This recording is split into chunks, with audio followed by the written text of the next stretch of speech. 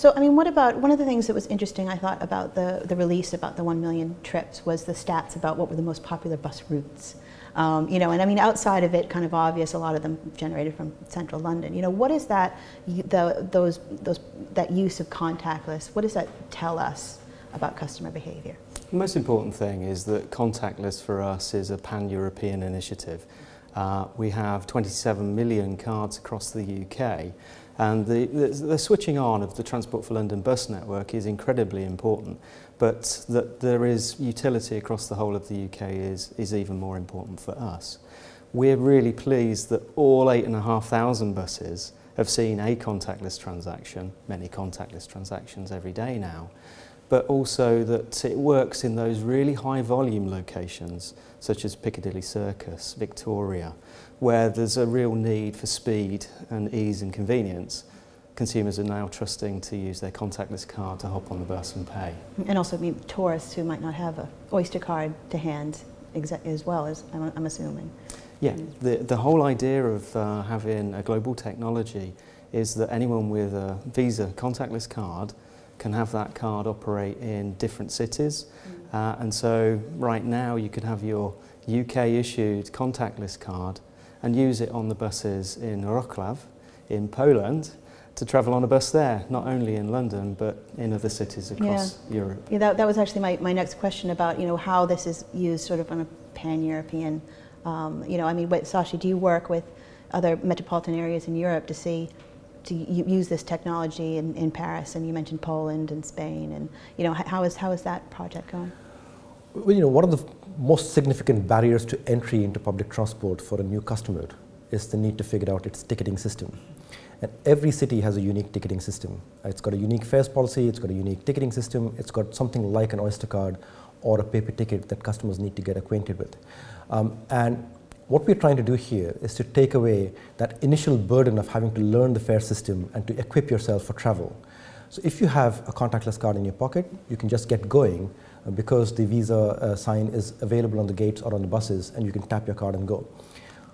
What we hope, and what we're working with other cities on, is that other cities adopt this method of payment as well. And so customers traveling from London to other cities across Europe have the same convenience that customers from Europe will have in London. There's been a long initiative around interoperability of ticketing medium across the UK and across Europe and so on.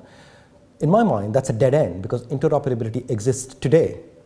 You don't pay, you know, you pay for buying petrol across Europe in exactly the same manner. Why does paying for public transport have to be any different? Yeah.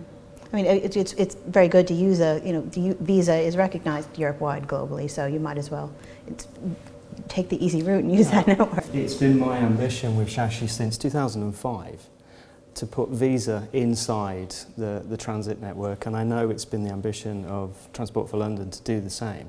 It's a huge infrastructure project to get contactless cards and contactless terminals in all of the places that you would expect to use your card today, and even more difficult in a transit network where speed is of the utmost essence. And I remember working with Shashi, and our target was to get to 200 milliseconds for every contactless transaction. And 5 years ago, it was at 500 milliseconds. So there's been a real battle for us to speed up the Visa contactless payment. And we're at the point now that that infrastructure project has landed. So after 6 years of hard work, we now have 180,000 terminals across the UK, 8,500 of course on the bus network.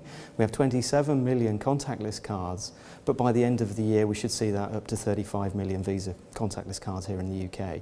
Big infrastructure project, but the rewards are the rewards of any network effect, where there's more utility for the cardholder the more places that it can be used. And of course, for Shashi, the fact that there are now 27 million Visa cardholders that can travel on the network and take out cash payments is, again, part of that network effect. Yeah, I mean, you mentioned earlier about, you know, moving into retail like M&S, and of course, you know, transport almost uses that gateway for customers to use contactless. It's the highest use case, and Shashi, I'll take away the modesty for him.